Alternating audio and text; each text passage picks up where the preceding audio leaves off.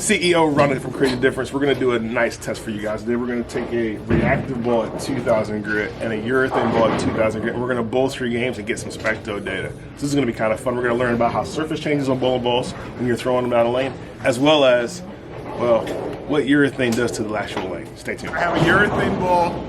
It's sanded at 2,000 grit, as you can see here.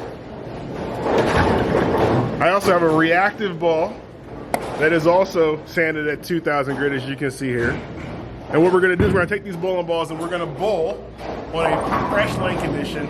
I'm left-handed, Dustin's right-handed. We're gonna see what the lane does to the, well, what the bowling balls do to the lane first. And then not only that, we're gonna use specto to actually track some of the shots that we throw, so we can actually educate people on what urethane does to the lane, what reactive does to the lane, and how the surface changes along the lane. Stay tuned. I'm going to throw a reactive ball on this fresh Athens, no, not Athens, the pattern is Beijing.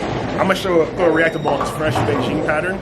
Dustin's going to throw an old school urethane ball on the Beijing pattern. We're going to bowl 3 games. We're going to check the surface of the bowling balls as we bowl. We're also going to have the lanes taped when we're done to see how much change actually happens when you're bowling with the urethane ball versus the reactive ball on the same lane pattern.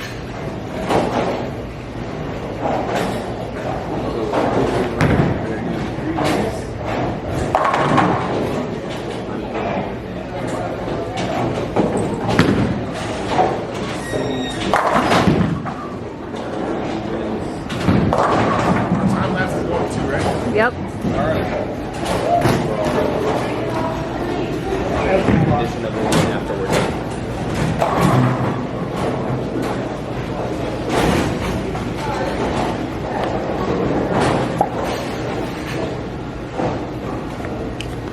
Okay, look at this.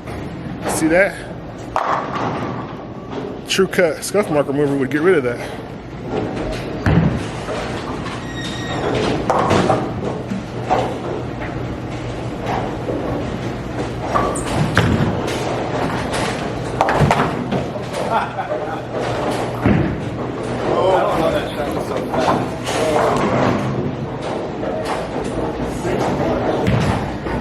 Show some respect on there.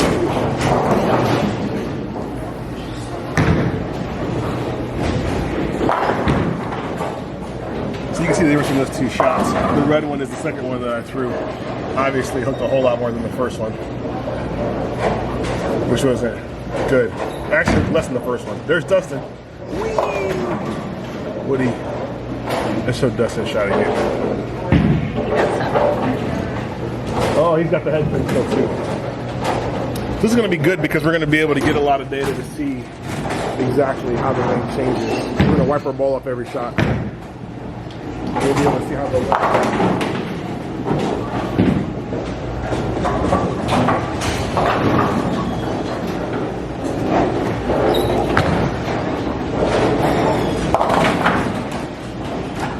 pretty different. So we bowled 1 game.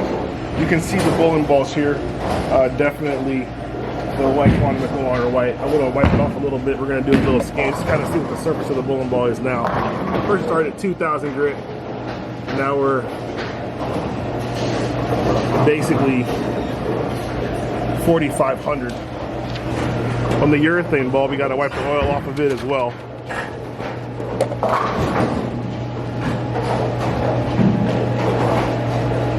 And it's 3,000. Yeah, it's about 3,000 grit, 3,500. Okay. So there's a difference between the 2 bowling balls. The reactive ball has shined up much faster than the urethane ball with just bowling 1 game. You actually see the game over there. We're going to bowl 2 more games, and then we're going to check after every game as well to see kind of how it changes.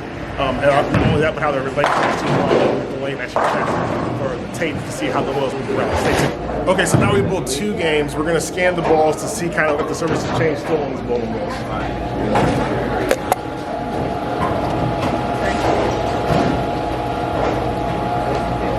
Definitely, it's just kind of staying at that 4,500 to 5,000. So I would say this ball is probably right at 5,000. Get the blue hammer here. It was at 3 last time. 3,500. Yeah, so still about 3,500 on that ball. So basically, the blue hammer is not changing a whole lot.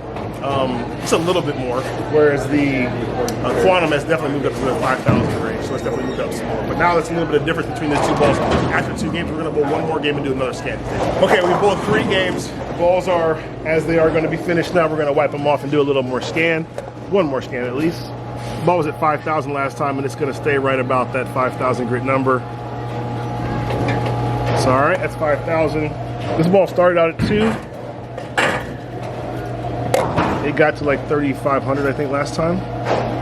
And now it's right about 4. Yeah, so it's right about 4 now. So that's the surface change. You can expect different degrees of surface change from a urethane ball to a reactive ball. That's primarily because the surface, the actual cover has very, very different technologies. The urethane ball is much more durable. It's going to be able to last a little bit longer, whereas the reactive ball is much more softer, for lack of a better word. And it's going to be a little bit easier for it to change the surface with the bowling. CEO Ron Lakewood from Creative Difference. I want to talk to you about a test that me and Dustin did. He's right-handed, I'm left-handed. I threw a reactive ball, he threw a urethane ball, both at 2,000 grit, and we captured some data on specto.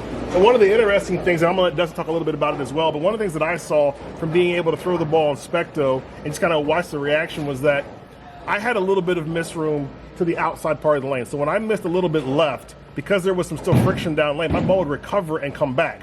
Whereas if I missed a little bit in, the ball would kind of take off. What's interesting is we bowled 3 games, and as those 3 games happened, I began to develop a slot in that area. So if I kind of hit in the area in the wrong part of the lane, wrong part of time, the ball would actually begin to really read that hard or not read it at all, which would make my score a little bit more inconsistent because I wasn't able to get a good, consistent reaction. Dustin, what did you see when you were bowling with the urethane ball? So when we were starting, I felt like I had a pretty decent ball reaction. After the first 6 frames or so, I really noticed it started to go away. My ball reaction would just not hook. So as that happened, I would migrate a little more to the right, try to keep my angles more square, and I would actually really try to get the ball into a roll. My last game, I only struck 3 times. That's just because I couldn't get anything to face up down lane with the urethane ball. But if you see here, this is where I was at. I was pretty close throughout the entire game. You'll notice down here, I missed the head pin quite a bit. That's just a fact of the urethane ball not performing as I wanted it to. If I was bowling on this myself in a tournament, I would really make sure that I had a reactive ball on the rack and not a urethane ball. Yeah, I think that's a good takeaway, is because at the end of the day, you want to make sure that you use the bowling ball that's going to give you the most amount of room and the best chance to be able to strike. In this particular case, we're bowling on a 39-foot pattern. Some guys may go, well, I'm going to grab my urethane ball, but that's not going to give you the best chance to be able to strike.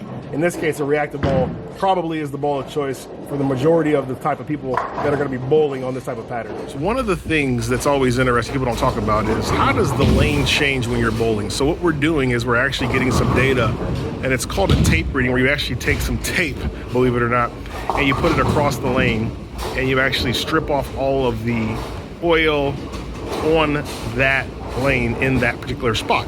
And what you do is, if you do that enough different portions of the lane, you'll be able to actually see differences as the lane and the games have been bowled on the lane. Now these lanes have been bowled, they've been bowled for 3 games apiece on the right and left side, which you're not going to be able to see a whole lot of difference when we look at it here. But when we actually get the tape readings back, which actually get into a monitor that actually will tell you exactly what the difference is between the oil, how the oil's been depleted, how the lanes have changed, to be able to get a really good idea and see and a feel for what has happened. What happens when you bowl with urethane on the right side of the lane and reactive on the left side of the lane. So we're going to be able to see some differences in the lanes. Looking forward to being able to show you some data from that. I want to talk to you a little bit about the lane tape data that you're seeing here. So the first thing is you have to notice that the left-hand side represents the left-hand side of the lane, which is where the reactive ball was thrown. And the right-hand side represents the right-hand side of the lane, which is where the urethane ball was thrown. Now, the red line that you see is our initial tape. This is what would be considered the fresh. And then the line just below that, the orange line, would be considered the burn on the lane at a distance of 14 feet. Now, looking at the yellow line is also considered fresh, and it is at 37 feet, or 2 feet before the end of the pattern. And then the green line that you see here is also at 37 feet, but it is the burn, so this is after the bowling is complete. So you can see there is a little bit of difference between the before and the after. So let's go back to the top two lines. The red line, left-hand side, right around that 10 board area, you can see that the red line is fairly high, whereas the orange line, after bowling has been done, has been lowered. So the oil level has depleted because it's a reactive ball. Jump down a little bit. The yellow line and the green line are a little bit different as well, with the yellow being fresh, the green being burned, a little bit of also of oil depletion with the reactive ball. Now, switch sides. Let's go to the right side of the graph, right? So the red line and the orange line are relatively close, but there's still a little bit of depletion there, right? You can see that the red line is a little bit higher, especially around that 10 board area compared to the 10 board area in the orange. But when you go look at 37 feet, big difference. So the yellow line, which is the fresh, and the green line, which is the burn, there's actually more volume in that 8 to 10 or 8 to 6 board area, which would indicate that there actually was oil pushed down the lane, which makes sense considering that it was a urethane ball that was bowled on that side of the lane. So this gives you a little bit of insight as to what actually happens when you're throwing a urethane ball, a la the right side, the oil actually pushes down the lane, compared to a reactive ball on the left side where it's just kind of depletion on both portions of the lane, the front and the burn. So now you have a little bit more insight, and this is also why it's important to know if you're bowling on a pair with the guy who's using urethane or people that are using urethane, you may need to make some adjustments that may be different than what you're used to when people are using reactive balls. If you have more questions or need more information, make sure you check us out at ctdbowling.com. Ron Hicklin, CEO from Creating the Difference. Have a great day.